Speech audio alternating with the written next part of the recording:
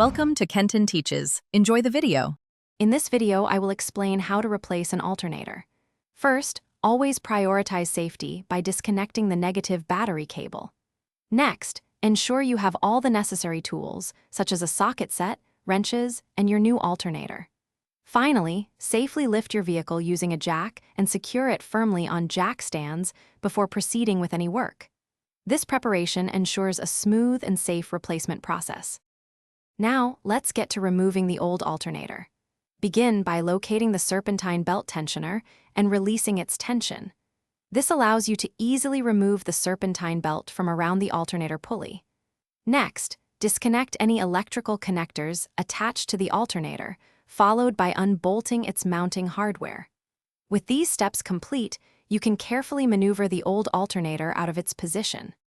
With the old alternator removed, it's time to install the new one. Carefully position the new alternator into its mounting bracket.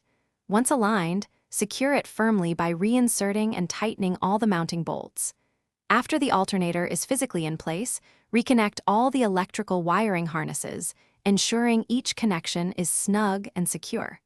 This ensures proper power flow and function.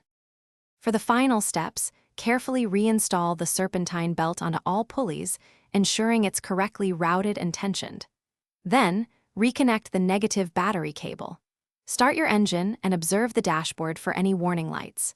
Use a multimeter to confirm the new alternator is charging correctly, typically around 14 volts. Check the description for a link to the new Kindle Paperwhite and other great deals. Thanks for watching. Please subscribe if this video was helpful.